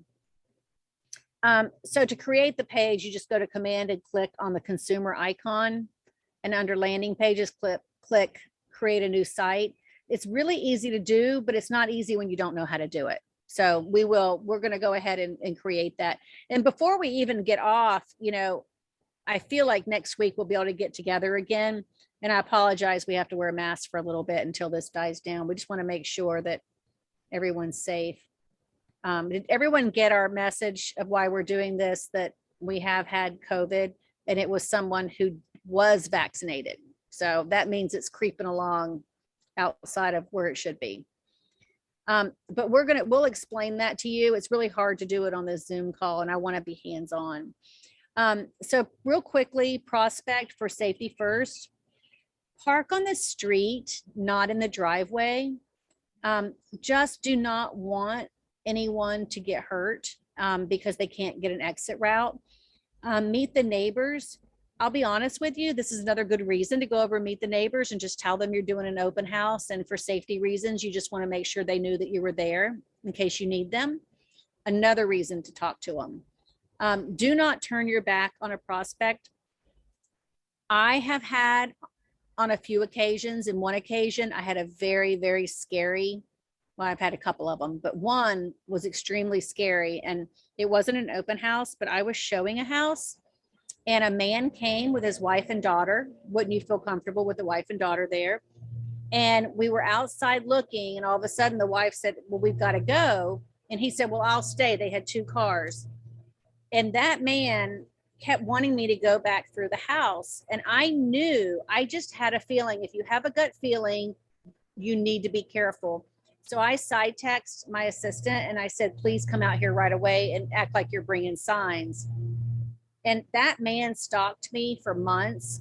He snuck in the office late at night when I was there. And luckily another person was there and walked in right whenever he was questioning me, but I had to get a restraining order against him. So if you feel funny, just do not go back in that house. And if you feel funny, don't go down the stairs with him into the basement, or don't go in the bedroom with him. You always want to know an escape route and let somebody know where you are and where you'll be, and make sure your cell phone is charged and in your hand. So it's, Teresa, I had one, New Kent County. He wanted to see land and was asking all these probing questions, and this wasn't an open house, obviously it's land. And I took my principal broker with me. I said, it was a really big piece of property. It would have been a really big commission. And I said, will you ride with me to show this land? This man got extremely upset that I did not come alone. And it was almost the same situation. Following me for weeks in, I swear, I don't know if I'd be living today had I gone alone to show that land. Yep, I agree with you, Alice. You know, we always try to, to give people the benefit of the doubt. But, if someone acts funny, sorry, I was sitting outside enjoying myself and somebody decided to mow the yard. So Alice, you had a gut feeling and you acted on it. Y'all be very, very careful out there, because I can't believe that more realtors don't get hurt and attacked because it's such an easy target. So I, on the other hand, did walk land with a man that I shouldn't have and was terrified the entire time, and he was extremely aggressive. So I just want y'all to be careful. No sale is Also take a concealed carry class and get your concealed carry license and protect yourself that way. It's pretty cheap. I agree. I think that everyone needs to be protected. And I don't think that I took it as seriously as I should have until this happened with Lenora. And, it is something that's important because you just don't know. So, but I do want y'all to pay attention to it and do what you need to do to make sure that you feel safe. So make sure that, that you just pay attention to these things. But again, if you feel it, it's probably, you're probably not imagining it. So yeah, Riley, thank you. I need to take that course myself. So pursue, follow up, and convert. You got to cultivate them, and then you make an appointment. You've got to be active on your appointment. You get them under contract, and then you close. So if you don't start with the cultivate, you're never going to get to the close. I want you to create your own system in what you do, because this is going to be your personal, your personal open house and the way you do things. But if you take these and you really pay attention and you try it this way first, and then you can tweak it your way. And then you can tag your prospects by immediate buyer or seller or future buyer and seller. If it's a future buyer or seller, do not forget about them and ignore them. Everyone loves immediate gratification, but I'm going to tell you right now, if somebody's looking to buy next March, come next March, you're going to be really happy that you have that person. So stay in touch with them. And you customize a touch campaign, which will work on those as well. I don't like to teach these things. I like to do these things together because I'm the type that I'm a doer. And if somebody tells me how to do something, by the time I get home, I forget how, and then it never happens. So some So people are better. Teresa, Uh-huh. I've got all this list. You Mhm. mentioned that you're a doer. Would this be like a part of your productivity class? Yes, it would. So we can take these things and learn them in the productivity class. You know, I don't want to bombard you guys with training, but I think your first, you know, few months in the business, it's so important to get this basis down. And I appreciate y'all coming. I just think y'all are amazing and you're so involved. But yes, it would be in the productivity class. And so when you get these invitations for productivity, I wasn't going to do as many because we're doing Ignite and MREA, but I think these hands-on events are very important. So you put your new contact on a smart plan. Again, just because Shalaya showed it to you doesn't mean you're going to remember how to do it. So we're going to do this together. And then a high value touch for immediate buyers or sellers, cement the new connection. And that'll be like your auto prospecting and going into command and doing these different campaigns with them. You use a 19 to connect campaign to capture your prospects. So think about it. You do a 36 to convert campaign for all prospects in order to stay top of mind and to walk them up your value program.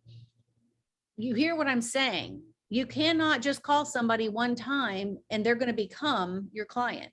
You have to stay with them because not everyone is looking right this very second to do something. So you need to stay in front of them and stay in touch until they're ready to buy or sell. And I'm telling you, if you do, you're going to get 80% of them. If you just stay in touch with them, because a lot of people don't stay in touch with them. It's just, when are you going to get them? So Teresa, Uh-huh. I have one right now that's a potential, but when I talked to her, it was, you know, she's expecting to sell within the next 6 to 8 months. So with someone like that, what would be a good time frame to like keep in touch? Like how often to keep in touch? You know, the first thing that I would do, since she's not ready now, is ask if she would mind if you came to look at her house. If she's not comfortable yet, the first thing is just say, hey, do you mind sharing your address? And then say, you know, if you would like, I'm going to set you up on an auto prospecting that shows you the houses that are on the market, pending and sold similar to your house. Okay. So that's a good way to stay in front of her because you're actually sending her, you know, homes like hers, and tell her, say, everything's not going to be exactly like yours, but it'll help you get a feel for the market and let her know that the market, you know, could be really good right now. And 8 months from now, it could be even better, or 8 months from now, it could be softer. But that way, say this way, you can keep your eye on it. Again, the campaign does not have to be for people, you know, for houses that are active. It can be for houses that are pending and sold.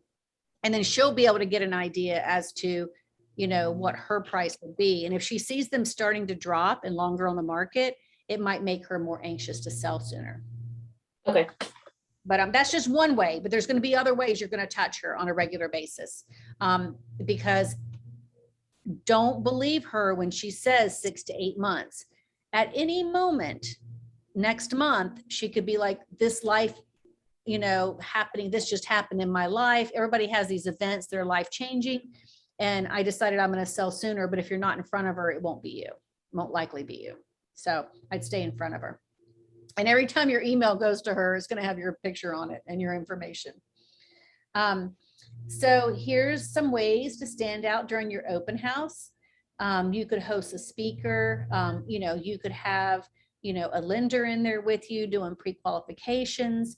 You could offer a little housewarming, you know, a little gift for coming in. And a gift can be anything, you know, it can be a little bag of Hershey Kisses, or, you know, something that's a magnet with your information on it, or something that's just anything that they would enjoy. You know, maybe even like a little gift certificate for coffee or something like that. get the house in showing shape and go live. So another thing, you know, when you're doing an open house, especially when it's your listing, is there is a list of things that I'll get that for you, but there's a great list, and it might be in the back of your pamphlet, that tells people what to do. There are little things that I've done in the past for my listings, even prior to getting them, you know, where, you know, if I list your home, I'm going to bring in fresh mulch for your flower beds. You know, I'm going to provide your home warranty at closing. Like, there are things you can do, you don't have to do, but they're little things that you can put toward them that set you apart, you know, that you offer staging or tips on how to get their home ready. So, you know, those are important, because if you do an open house with a junky house that's not prepared properly, you know, it's just not going to get the attention that it would, and you need to be the expert for them. A guest speaker could be a general contractor or home stager to draw more of a crowd. I mean, those are just different things that other agents might not do. And, you know, so, you know, just take advantage of people that, you know, that have special, you know, special gifts to give them. And it's just anything that you do that's different will set you apart. You can hold a raffle and raffle off a gift certificate. You know, you need to make sure that when you do, and you can do those with Facebook as well, you just need to make sure you go back on Facebook and you let everyone know that signed up who won, because they will ask. You know, here's a cute little thing that I've never done, and it says, give visitors a card with clues and questions to answer as they tour the home. For example, how many fireplaces does this home have? You know, it's almost like Where's Waldo? You know, which room had an inviting window seat overlooking the back terrace? Which room featured a custom built-in shelving? Not only giving them a reason to pay closer attention as they walk through, it also teaches them some of the home's features. So every one of these little visitor cards are going to be customized to that house. So make sure that the house has custom bookshelves if you put that on there. But it's like a scavenger hunt, and the kids might enjoy it too. So instruct your sellers to trim the shrubs, unclutter the rooms, shampoo rugs, add a fresh coat of paint, check the home smell, try fresh baked cookies. I do not like it when people put scented candles out in a house. People that come in think they have scented candles because they're trying to cover up animal smell or a bad smell. And a lot of people have allergies. I personally have allergies, so I don't like them. But, you know, let them know that if the house does have any type of odor, you need to address that so it smells fresh. Open the windows, you know, that morning before the open house, anything to keep the house fresh. And engage your social media followers by going live at your open house. We were talking about this earlier. Create an event on Facebook. Then during the time of the event, tease your audience with a sneak peek of the home and ask them to come and visit you. So a lot of people, I don't like to be in front of the camera. It's not my favorite thing, but it's something that I've had to create in myself to make me comfortable doing it. So people are not going to critique you. Some of the best open house videos I've seen have been the funny ones where they had bloopers on them. So I think that, you know, don't worry about that. Scott Fogelman, he's one of our agents. He did one of the funniest ones I've ever seen in my life. I wish I had it where I could replay it over and over, but it was just a windy day and it was funny. But he got so many views because of it. So don't worry about what you look like or how you sound. Just get out there and do it. And it is live, just telling you. So best practices for hosting: welcome visitors at the door, get the house in showing shape, and think safety first. Do not leave valuables exposed, and don't have messy meals or snacks, and don't make assumptions. So if you are going to have something for people to grab, make sure it's not something that's going to get, you know, stuff all over the people's house. When I have cookies and stuff, I actually put them in a little bag and have them take them with them if they have children. And always ask to make sure the children are allowed to have them, because kids have allergies. And some parents don't let their kids have sugar. So here's another thing too: open house do's and don'ts. Welcome visitors at the door. We already said that. So host open houses on off times, have the right mindset. But when you do one, you need to tell the sellers, do not leave your stuff out there. It's the same thing with you. Do not have anything laying around like your purse where it entices somebody to do something. Don't turn your back on anyone. I'm going to say this again, do not turn your back on people.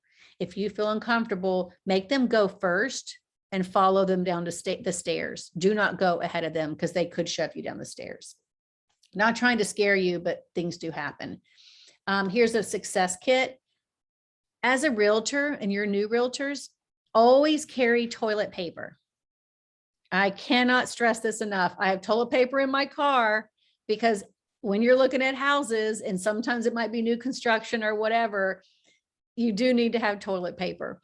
Always check the house and make sure that their toilet and their water is on. If it's not on, I put a little ribbon on the toilet where they can't go to the bathroom. Sunday after church, everybody goes to lunch and everybody thinks they need to use the bathroom. So if the water is not running or they do not want people using the restroom, you need to tie a little something on there because you will get a gift at some point during your open house. But you want to have paper towels, pens, air freshener. If you walk in, just want to spray a little bit of something that's unscented. You want to have business cards, backup for your phone, measuring tape. Do you want to be a great agent? Carry a measuring tape in your car. Have it sitting out there for them if people want to measure. I take a paint book too. You can go to any of the paint stores like Sherwin-Williams and ask for their paint deck because I help people choose paint colors. Also, I like to know the paint colors that are in the house that I'm in. And I always ask the owner because people will come in and ask what the paint colors are. Again, they're probably not buying that house. They're trying to paint their own house. But why do people paint their houses? They're preparing to sell their house, so they need to paint. So always have these things handy with you. And then trash bags and tissues. They're just things, they seem silly, but when you have them, you know, the people appreciate it. But I always keep the paint deck and the tape measure out on the counter. You can also have a level too, because some people will ask for that. So is there anything that y'all have questions on with this? Besides, I know that you want to get together and we're going to learn some of these things in productivity. And my next thing is there any day that everyone that's on here that is just like a standing bad day to do a class?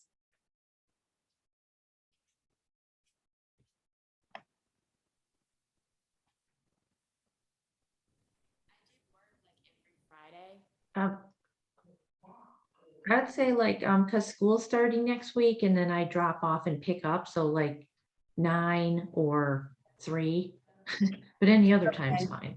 Okay. And sometimes I think like that 10 o'clock time is a good time in the morning, just because it's like after kids are dropped off and, you know, before you Yeah. pick them up. You know, so what are some ahas? Like, what did y'all get from this class? Just so I know in the future when we do it, what did you get that you feel would be helpful for you? For me, it was the open house and going to the neighbors and telling them about the open house, giving them your card and asking them what do they like about the neighborhood, like all that kind of information I never thought of. Like I thought I had a listing and I thought of doing that, telling them when I listed it, tell the neighbors, but for some reason I wasn't thinking about doing it with an open house. So that. Well, good, because it is all in getting in front of people. And if y'all hear that every class that we do, it's all about getting in front of people and bonding with them. And again, when you're doing your 10 prospects a day and you're trying to put them in your database, you know, go to the grocery store, go shopping. You got to get out of the house to do it though. You have to get out. I have shared this in some of my classes, you know, another way that I grew my business when I first started was standing in a new construction site. You know, it was a neighborhood that had a lot of, you know, they were doing some new home building in there. Just because another agent is representing that neighborhood does not mean that you can't go into that neighborhood, you know, and get the traffic that comes through on a Saturday.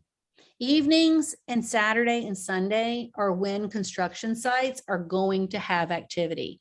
Not only that, but think about when you're the one in there and the same builders see you every day or every weekend or every evening out there in that neighborhood, they're going to see that you're a proactive agent. And, but get out there and just make it happen. You're not taking anything from anyone unless you're asking for somebody else's listing. But activity breeds activity. So you guys have been awesome. I'm sorry we had to do this via Zoom. I really am. Alice was so frustrated. She's like, we both like to be in class with everyone. So it's a little bit more difficult to do it this way, but we appreciate y'all understanding. And for those on the MREA tomorrow, Teresa's going to be teaching the lead generation model. So that's from 1 to 2.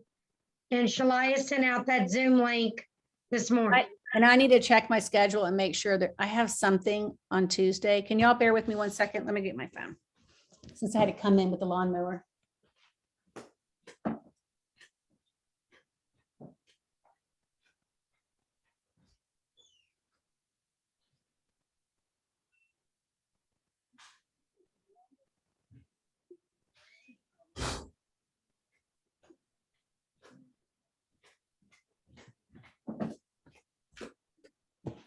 I'm good. I had the wrong day that I was thinking of. Had a That's last. probably Wednesday being dunked. Yeah, exactly. Yes, y'all all join us. You can dunk Alice on Wednesday. No. She can't wait to get dunked. So y'all come and visit, and then everyone that's on MREA, we'll see you tomorrow. Bye, everyone. Bye. Yeah, more. Bye.